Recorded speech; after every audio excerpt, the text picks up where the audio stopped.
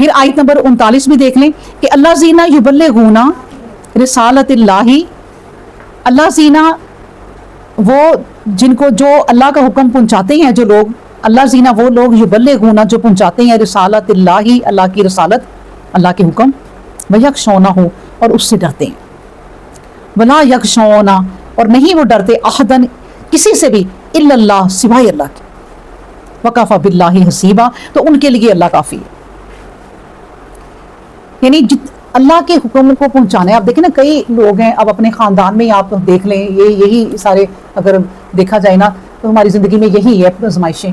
کہ شادی کی بیاہ کا کوئی موقع آ گیا تو دھوم دھام سے منگنی مائیوں ڈھول دھمکے لڑکے لڑکیاں کٹھے، تو اس میں گھر والا کوئی اٹھے اور کہے کہ یہ نہیں کرنا، اس کے لیے کہا ہے کہ یہ اللہ سے ڈرو، اللہ سے، اللہ کا پیغام پہنچاؤ ایسے موقعوں کے لیے، اور انسانوں سے نہ ڈرو، اللہ کا پیغام پہنچاؤ۔ ہماری ایک جاننے والی تھی، ان کی کچھ 6-7 بیٹیاں تھیں آپ کی طرح نا، تو وہ حالانکہ اتنی بیٹیاں نا انسان کو ڈر لگتا ہے کہ جو بھی رشتہ آیا نا بندہ کہتا ہے اچھا ہے تو کرو بھائی، اتنی بیٹیاں ماشاءاللہ، تو اب لیکن وہ کیا کرتی تھی، وہ اللہ کے احکام کو دیکھتی تھی۔ ہماری ملنے والی تھی، قرآن پڑھاتی تھی اور کہتی تھی کہ جو میری بچی کا جہیز مانگے گا میں نے ان سے نہیں کرنا، نہیں کرتی تھی، اور اللہ نے ایسے ایسے نیک بندے ان کو ملائے ہیں، اور سب بیٹیوں کا ہو گیا اور کسی نے جہیز نہیں لیا۔ وہ کہتی تھی جو میرے رب نے کہا، جو حکم ہم نے پڑھا ہے، جہیز نہیں دینا۔ بعد میں اپنے دماغ کو آپ چاہے تحفے تحائف دیں، اللہ تعالیٰ نے کہا کہ وہ لوگ جو یبلغون رسالت اللہ، وہ لوگ جو اللہ کا پیغام پہنچاتے ہیں، ویخشونہ اور اللہ سے ڈرتے ہیں، ولا یخشونہ اور کسی اور نہیں ڈرتے احدن کسی سے بھی الا اللہ، اللہ کے سوا، تو ان کے لیے وکفی باللہ حسیبا تو اللہ کافی ہوتا ہے۔ اللہ اکبر، پھر اللہ ان کی پھر خود حفاظت کرتا ہے، سبحان اللہ۔ تو پھر اینڈ پہ دیکھیے اللہ تبارک و تعالیٰ نے ان آیتوں کو یہ بھی کہہ دیا پھر اس ٹاپک پہ کہ ماں کانا محمد، سن لو کہ اتنے بڑے فیصلے کر کے نا، دیکھیں زینب بنت جہش کا نکاح کر کے گھر میں لے آئے، اب جب وہ گھر میں بھی آئی ہیں نا تو وہ بیٹھی ہوئی ہیں، تو مہمان سارے بھی بیٹھے ہوئے ہیں، دیوار کے ساتھ لگ کے وہ بیٹھی ہوئی ہیں۔ اب نبی کریم صلی اللہ علیہ وسلم باہر جا رہے ہیں، کبھی اندر آ رہے ہیں، تو پھر دوسری بیویوں سے ملنے چل گئے، سلام دعا کرنے چل گئے،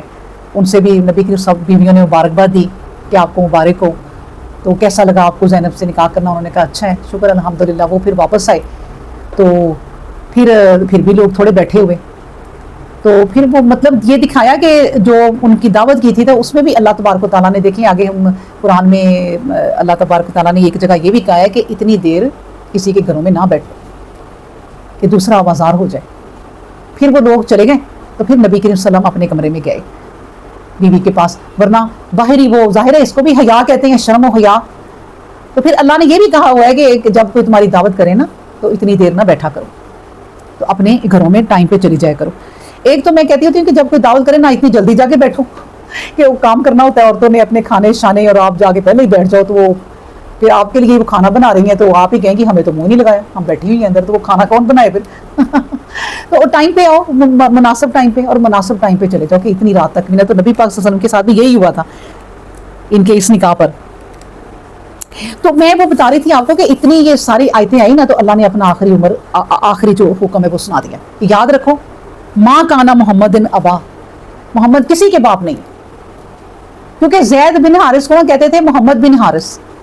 محمد کا نام دینے لگ گئے تھے، حارث بن محمد نام دینے لگ گئے تھے کہ محمد کے بیٹے، اور نبی کریم صلی اللہ علیہ وسلم نے بیٹا بنایا تھا، اور یہ بات ثابت کرنی تھی کہ یہ رشتے جو ہے نا منہ بولے نہیں ہوتے۔ تو زید بن حارث نبی کریم صلی اللہ علیہ وسلم کو بتا رہی نا یہ کہ بڑے ہی پیارے تھے، بہت پیار کرتے تھے وہ زید بن حارث سے۔